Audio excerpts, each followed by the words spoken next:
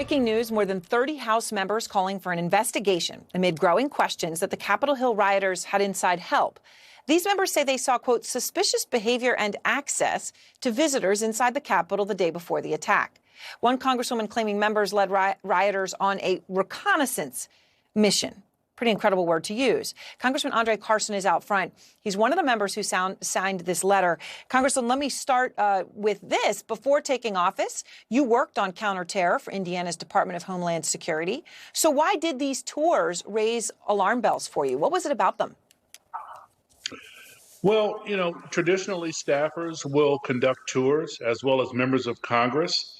I think because you have empathizers and sympathizers, not only in law enforcement, but in the halls of Congress with many of these groups.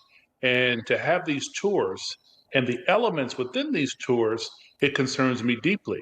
As someone who has worked at an intelligence fusion center in counterterrorism, as someone who's a police officer, as someone who currently serves on the Intelligence Committee, as the chairman of the subcommittee on counterterrorism and counterintelligence, I'm deeply concerned because these very folks who are on this tour obviously were casing the Capitol, if you will, in order to ultimately do harm. I mean, it's an incredible thing to say. As you're saying, it's clear they were casing the Capitol, and I know there's a lot we don't know, but the other part of that, the flip side of that is unbelievable. That would mean that there were people on the inside who were fully on board with the casing of the Capitol for a violent act. Is that what could be true here? It seems to be the case. I mean, I'm speaking to law enforcement officials now. I just got off the phone with Mayor Joe Hogshead of Indy. I'm speaking to folks on the Intel Committee, and we're trying to piece this together. But, Aaron, folks across the country are concerned. I just got off the phone with Damon Dash and the Commission. People are concerned nationwide about our nation's capital, specifically the U.S. Capitol, being targeted by insurrectionists and being aided and abetted by possibly members of staff or members of Congress. It is an incredible thing to say. And when people talk about the significance of this moment, if something like this does continue to move, you're talking about members of Congress, it is extraordinary. We are getting some new details in all of this about specific threats against you.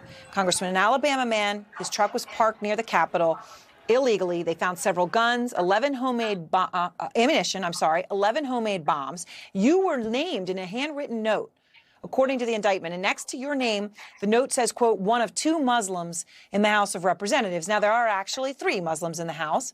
And you did not even find out about this, this car and all of this stuff, and your name's in there until you actually read the indictment. Law enforcement never told you.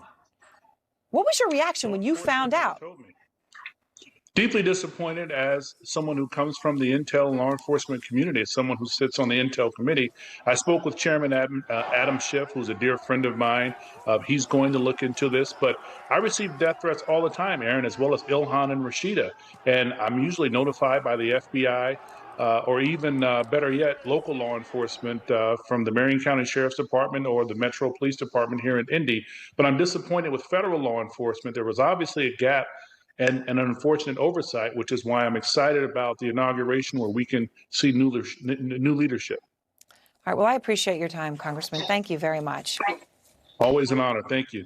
Really sobering.